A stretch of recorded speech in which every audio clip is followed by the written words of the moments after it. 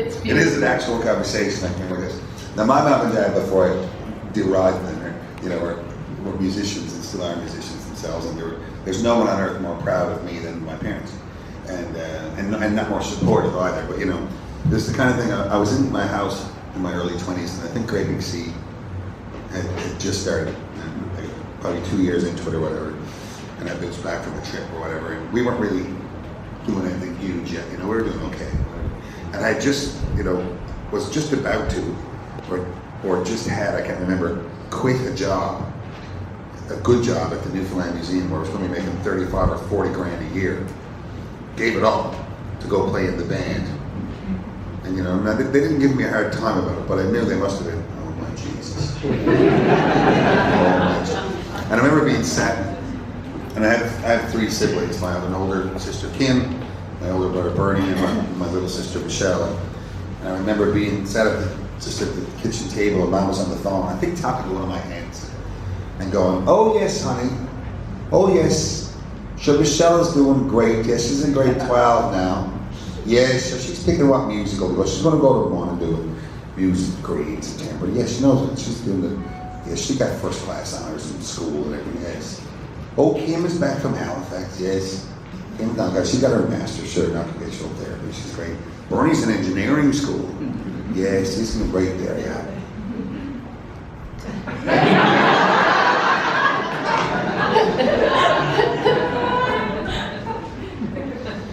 Oh yes, Alan's here. He's playing in the band, honey, having a great time. You know what he's like.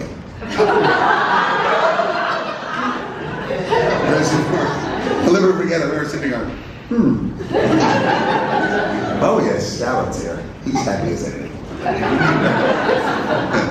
Yeah, and it was just, I think even in being the most supportive parents, they must have been terrified. And said, hey, I got a great job, but I'm not taking it. I'm getting in a station wagon with a broken windshield wiper. Your parents, they must have been something pretty wonderful. Yeah. Can you tell me a little bit? Still are. And they still are. But can you tell me a little bit about growing up in Newfoundland, Skinner's Hill? Mm-hmm. Talk a little bit about that. Well, Petty Harbour, I was born in 1969, and Petty Harbour in the late 70s and early 80s was really in the heyday of the inshore fishery, right? It was, in retrospect, booming, right? I mean, there was a 5 or 6 month inshore cod fishery with dozens and dozens of boats working from May till Halloween almost, and there was 2 fish plants in Petty Harbour that did practically 24-hour shifts for 4 or 5 of those months. I mean, it was a booming little town, a very insular kind of economy, but that's, when I became 10 years old, that's what was happening in my town. And my parents were kind of odd, and the Doyles, my father's brothers, were kind of odd, because we were, I think, the only family of non-fishermen. None of the Doyles were fishermen, because my grandfather was the first manager of a hydroelectric plant. That's in Petty Harbour.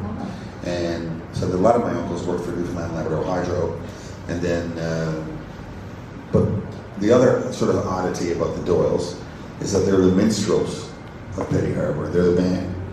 So my Uncle Ronnie and my Uncle Jimmy and my Uncle Leonard and my father and all those guys, they were the guys that played for the dances. They had a band that would play for the dances. They'd play on a television show. They'd sing in the choir for the funeral. And then my mother came from Marystown, and she was a piano player and an organist, and she became the organist in the church. And so we were the minstrel family, So that's the family I was born into, where my mom and dad were sort of 2 of the members of Family Doyle, if you will, who were the de facto entertainers of the town, and a few more towns. Like they were Your dad wanted a Gibson, didn't he? He did, yeah. And your dad got a Gibson through you. Oh yeah. Yeah. So a Gibson, for those, is kind of a special kind of expensive guitar, and I started playing my father's guitar, and then he had this cheap old guitar called a Merlin, Marlin. And we used to watch, when I was a little kid, we'd watch Tommy. I'd sit with his guitar and watch Tommy Hunter, and I'd try to play guitar along with Tommy Hunter, and that sort of learning chords and learning that kind of stuff. And Tommy Hunter always had either a Martin guitar, which is a really super cool, fancy one, or a Gibson guitar. And I remember one night, me and Dad, on a Saturday night, we took his Marlin guitar and said, shag it. And we reached in, we took the pencil and put it in between the strings into the sound hole, onto the little piece of paper that has Marlin, glued to the inside of the guitar, and we crossed the L and made a T out of it. He took a drink of rum and I took a drink of purity syrup and went, now we got a Martin. But again, like I tell a story in the book, like discovering another great character across the country is now Omer, who's in North Bay. And now I went into his store because out of the back of the theater in North Bay, if you looked out across the street, you really could only see one sign, and it said, Omer's Guitars and Vacuums. Dead serious. I remember looking at it going,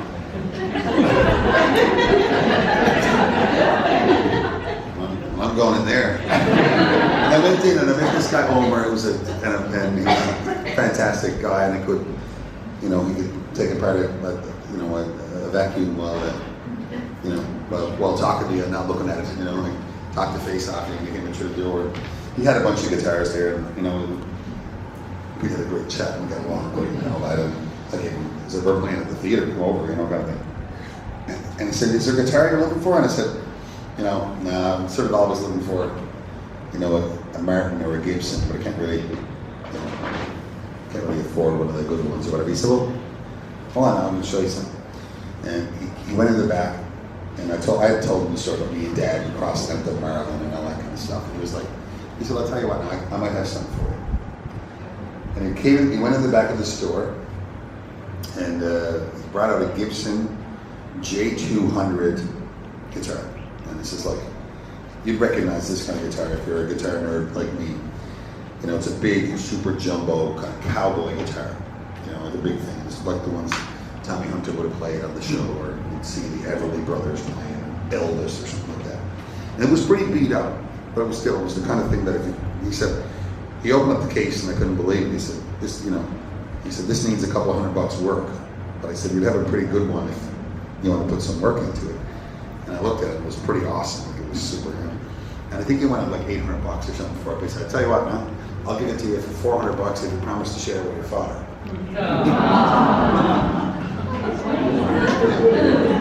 And so I took the guitar home and I got it all fixed up, and me and Dad still share it. But it's been on, that guitar has been on, I would say, it was like the main acoustic guitar in the Great Big Sea studio home for years. I bet it's on 125 records.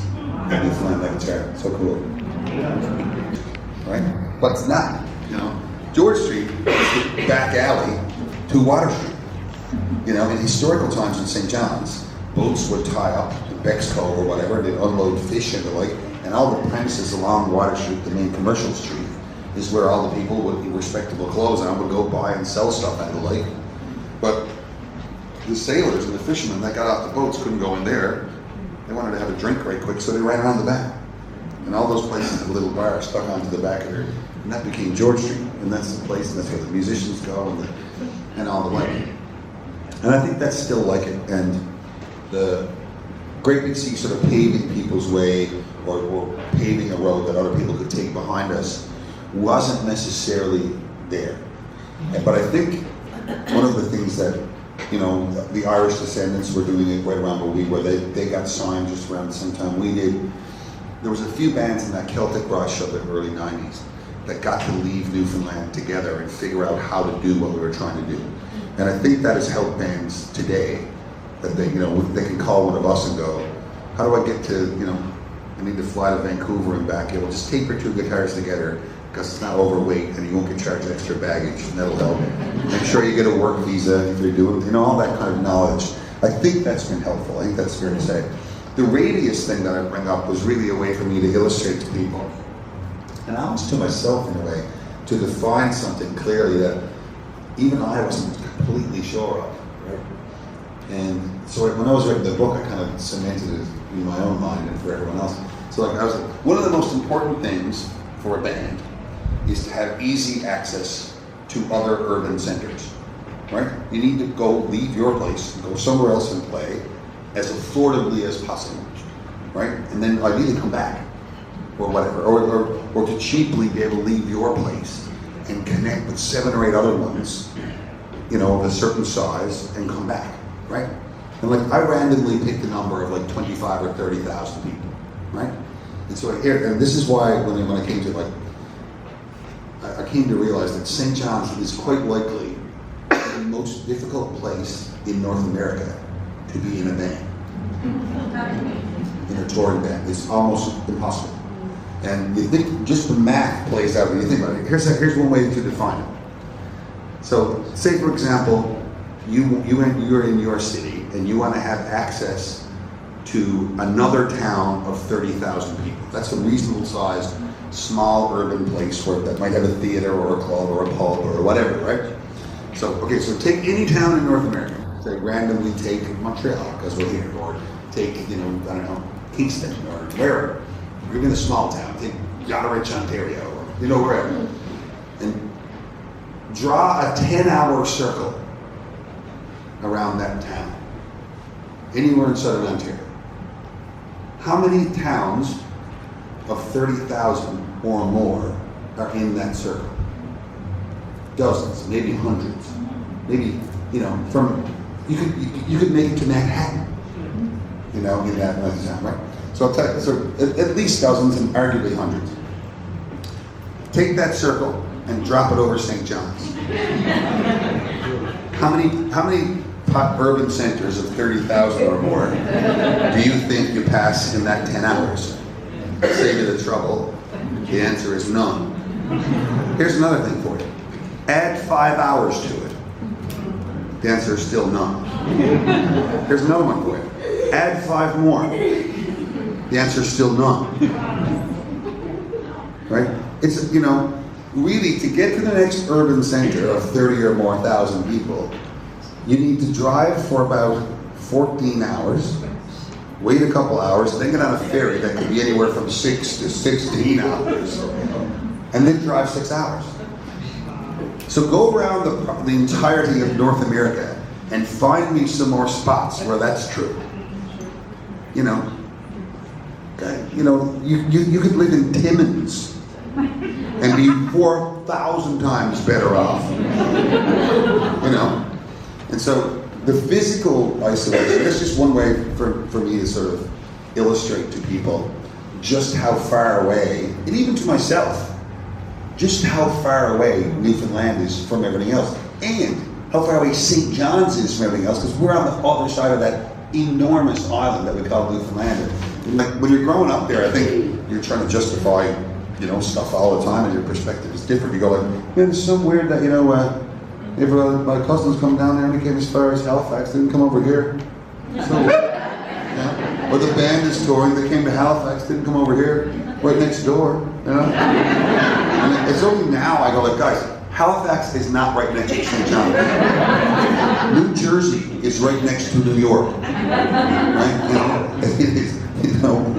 Cambridge is right next to Boston. Halifax is nowhere near St. John. It's like, and so it's just one of the things that sort of I came to in the discovery in my own young life touring, but then you still don't really realize it until you start doing the math, and it's one of the things I sort of illustrated early in the book.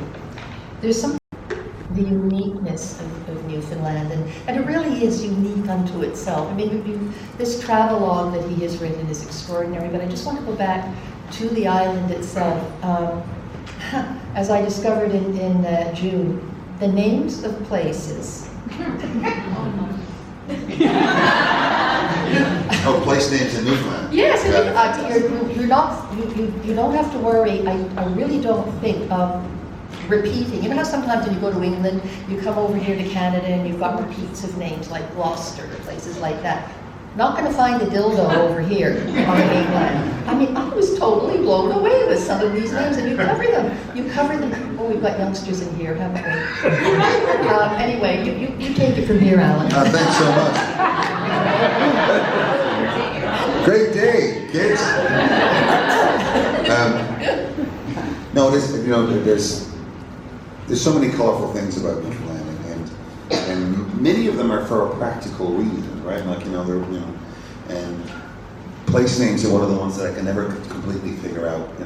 Why there's a Conception Bay right next to Hearts of Delight, Little Hearts Ease, all that kind of stuff. Spread Eagle. Yeah. But there's just I find and I bring it up not because I think it is funny, but not because I just think it's beautiful. Where do they come from, though? Yeah. Well, they're all different. Jobat's arm is it sounds horrible, right? My God, Jobat's arm, but it's an arm, of course, in marine speak is not an arm of a person; it's an arm of a bay. Bay Spear is called Bay Spear because it's an anglicized way to say Bay d'Espoir. Petty Harbour, where I'm from, right? Yeah. It used to be French. It was, Little Harbour. Yeah. So they're almost all of them can be explained. I'm not sure how we explain come by chance, but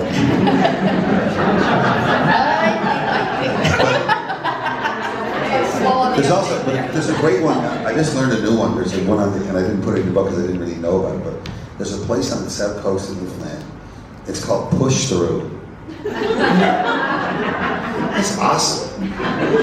But it sounds like a Van Halen record from 1980. What a great name for a town. I'm from Push Through. Who's going to mess with someone from Push Through? What a name for a biker. It's so awesome.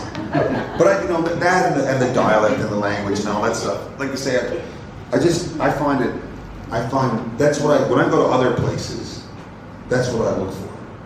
I want to know what that place has that nobody else has. Mm-hmm. And Newfoundland, I think, has... How many different dialects in Newfoundland? I studied it a little bit when I was at university, and I can't remember the number, but it's in the dozens and hundreds.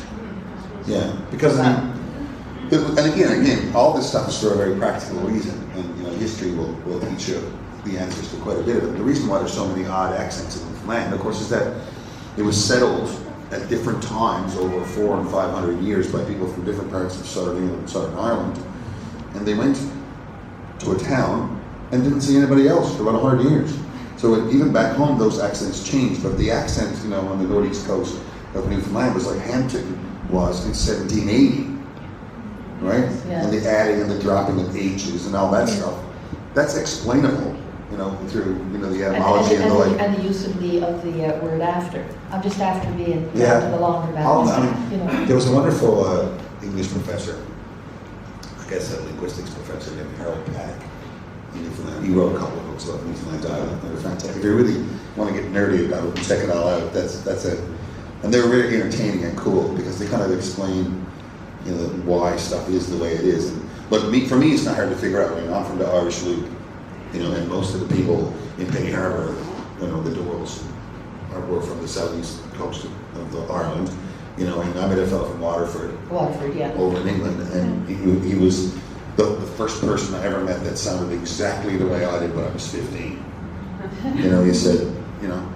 He said like all the time, right? And he said yes but all the time, and so but to me all that stuff it is funny, but it's also beautiful. Like it's fantastic, I love that I'm from a place that has stuff, very obvious stuff that only we have. It's so awesome. I wish everyone, had their, the most unique things about their own backyard and their own people front and center the way Newfoundlanders do. It's awesome. And asking, you touch on this in the book, and I loved it because I've gone through this in Ireland, and I think this has come over, and that is asking someone directions to get from A to B. I mean, don't do it. Just don't do it. Just follow your nose. Yeah. I talk about it briefly in the book. About, I think I might have read it. I think I might have even read it out loud. The passage from the book where I compare what it's like to get directions in two very similar situations. And I asked Bob what our budget was, and he said, as close to zero as possible. He said, actually, I believe the quote was, I said, Bob, what much did I look for? He said, as close to the gig and free as possible. So I went to a couple of like the old B&B type hotels in downtown Halifax, like along Barrington Street, and if you've ever been to Halifax, there's a few of them. And they all had rooms, but they were like $30 and $40 a night. And I mean, we couldn't afford that. So they said, now, I don't know if they're still renting a room over at this place. And they haven't been renting rooms over there in a while, but I'll call over. And I said, well, I'll need it for a week. Okay, they might have a weekly rate or something like that. I said, anyway, somehow we got connected with this place. And we got this room with 2 beds in it. That was it. Bathroom was like down the steps and up the hall and all that kind of stuff. And it was one of these places that had these old paintings on the wall where the eyes would follow you. Like I tried to explain to them, at one point this was a beautiful place, there's no question, but it was very run down. Okay? And anyway, we got a deal with the weekly rate. Our bed there in that place was $12 each a night. So you can imagine how fantastic it was. But we stayed in that room, that same room. Well, I mean, it must have been 8 or 10 days a month for a year. You also had a receptionist who took your calls. Yeah, there was 2 gals who worked in the hotel, the B&B, whatever you want to call it, the inn, if you will.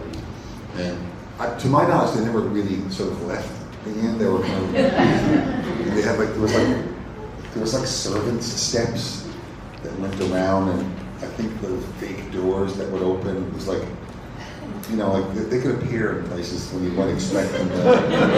And again, just to illustrate how kind of, a wing and a prayer it was. Nobody didn't have a cell phone. There was no phone in the room. I guarantee you that. So our girlfriends at the time would phone for us. Okay, I'll phone you tomorrow at noon. One of our girlfriends would phone. Can I talk to Alan, please? Oh, he's asleep. He came in some late last night. He didn't even have his salt with him. He must be starving too. And I noticed he got no toothpaste, but don't worry, we're going to get him some later on.